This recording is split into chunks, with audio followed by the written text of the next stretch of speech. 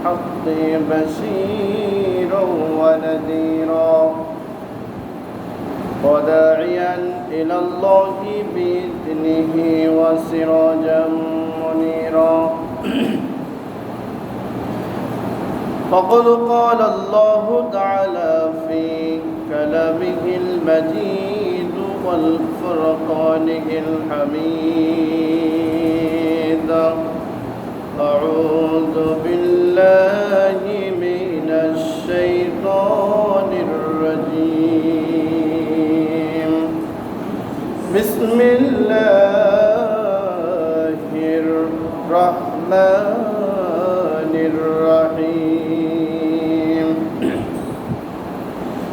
فلولا إذا بلغت الحلقوم وأنتم حينئذ تنظرون ونحن أقرب إليه منكم ولكن لا تبصرون وقال تعالى إن الله وملائكته يصلون على النبي يا أيها الذين آمنوا صلوا عليه وسلموا تسليما اللهم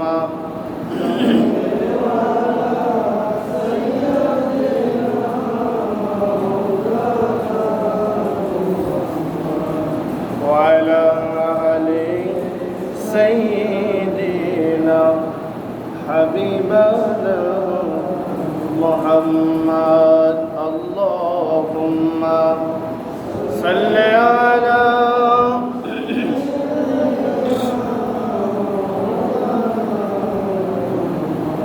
وعلى آل سيدنا شفيعنا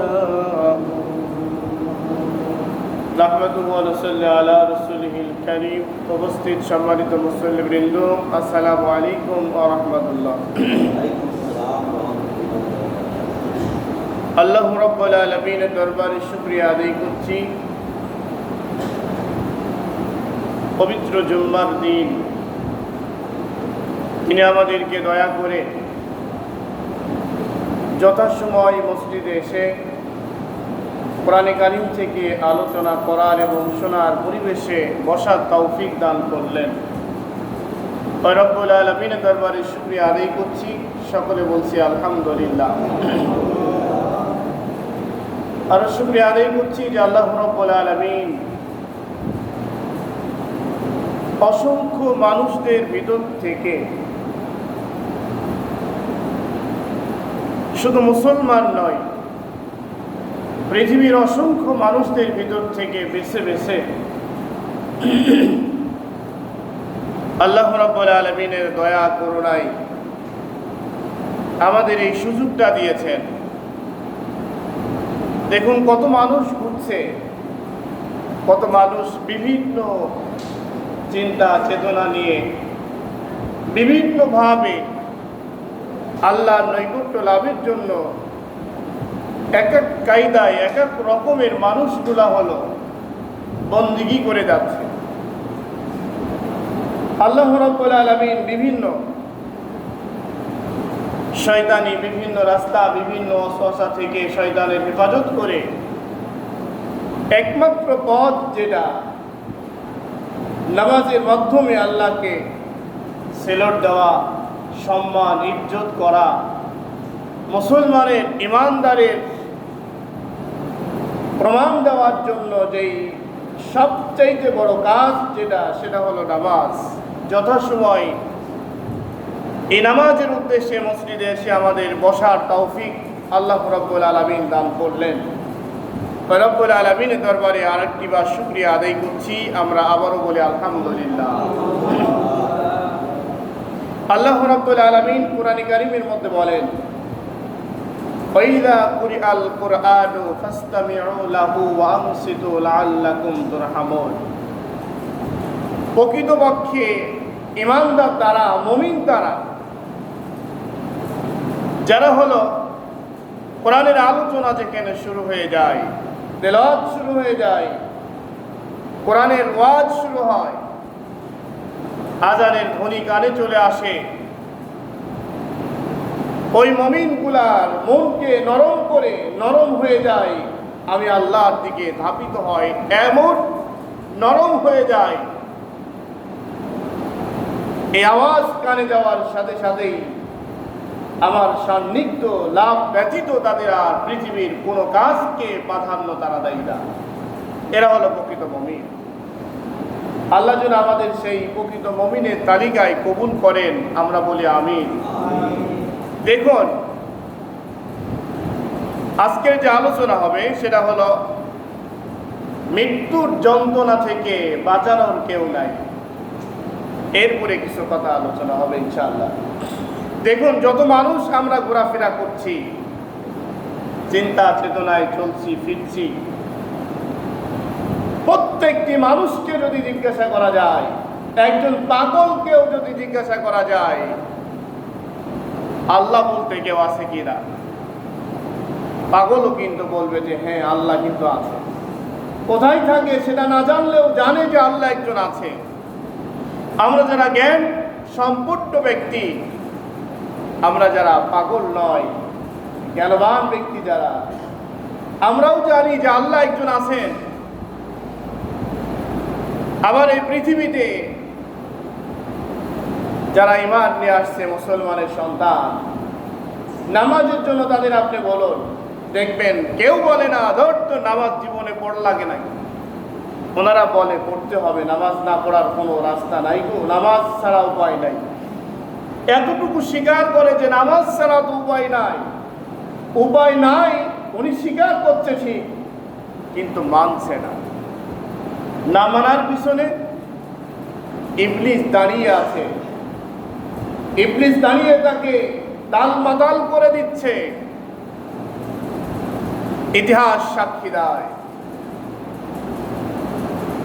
মুসল্লি যখন নামাজের জন্য বের হয়, ঘর থেকে বের হয়, আল্লাহ রাসূল বলেন তার প্রত্যেকটা কদমে একটি করে গুনাহ মাফ হয়, একটি করে নেকি দেওয়া হয়।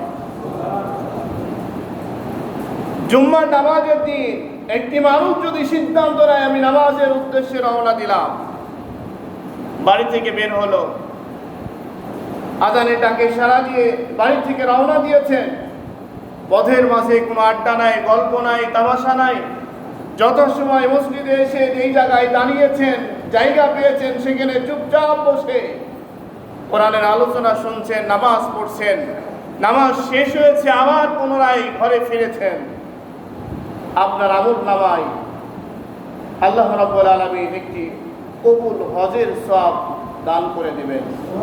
এবং এই শুক্রবার থেকে শুরু করে গত শুক্রবার পর্যন্ত মধ্যবর্তী সময়ের যেই গুনাহগুলো হয়েছিল, সগীরা গুনাহ, আল্লাহ সবগুলো মাফ করে দিয়ে দিবেন। কবিরা গুনাহ যদি আপনি ক্ষমা চান, আল্লাহ কবিরা গুনাহকেও মাফ করে দিয়ে দিবেন। সুবহানাল্লাহ। সুযোগ আল্লাহ আমাদের দিয়েছেন কিনা বলেন। আমার ভাইরা, আল্লাহ রাব্বুল আলামিন এই এত বড় সুযোগ যখন দান করলেন, ইবলিস চিন্তা করলেন দেখি আমি কি করা যায়, এই সুযোগটা কোনো ক্রমেই কাজে লাগানো যাবে না। ইবলিস আমার আপনার পিছনে লেগে গেল। যখন আপনি বাড়ি থেকে রওনা দিলেন, আপনি নামাজে আসবেন তার কোনো সন্দেহ নাই। ইতিমধ্যে রাস্তার মাঝখানে দেখবেন আপনাকে একজন চাষটলে দাওয়াত দিল, আমন্ত্রণ করলো, অথবা গল্পের জন্য দাঁড়িয়ে পড়ল, একটা সিগারেট হাতের মধ্যে দিয়ে আপনাকে দাঁড়িয়ে পড়ল, অথবা যে কোনো ওসিলা দিয়ে, যে কোনো কারণ দিয়ে যথাসময় আপনাকে সেই মসজিদ পর্যন্ত আসার সুযোগটা বন্ধ করে দেওয়ার পায়তারা শুরু করে দিল, চেষ্টা শুরু হলো। এমন বলা হয়েছে নামাজি ব্যক্তিকে যখন আসতে দিলেন, হঠাৎ করে রাস্তার মাঝখানে, এই যে বৃষ্টির সময়, বৃষ্টি লাগা দিন, গাড়ি ঘোড়া কোনো কিছু নাই, হঠাৎ করে আপনার জামার মধ্যে একটা কাদা ছিটে চলে আসলো। ইবলিস আপনাকে বুদ্ধি দেওয়া শুরু করলো, এই কাদা মাখা জামা নিয়ে তোমার এখন যাওয়ার দরকার নাই, ময়লা জামা পরে যাওয়ার দরকার নাই।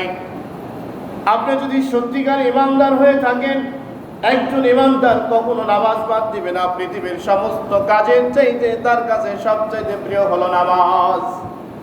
উনি বাড়িতে ফিরে গেলেন, দ্বিতীয়বার আরেকটা পোশাক পরে রওনা দিলেন।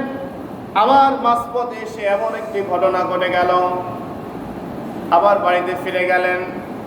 তৃতীয়বার যখন আপনার আবার রওনা দিলেন, মসজিদে ঢোকা ঢোকা ভাব, এমন একটা সময় আবার একটা এরকম ঘটনা ঘটে গেল। চতুর্থবার যখন আপনি রওনা দিলেন বাড়ি থেকে, ইবলিস তখন আপনাকে সাহায্য শুরু করলো, আপনাকে লাইট দেওয়া শুরু করলো, আপনার পথটাকে প্রশস্ত করে দেওয়া শুরু করলো, পথের রাহবার হিসেবে আপনাকে নিয়ে আসা শুরু হলো।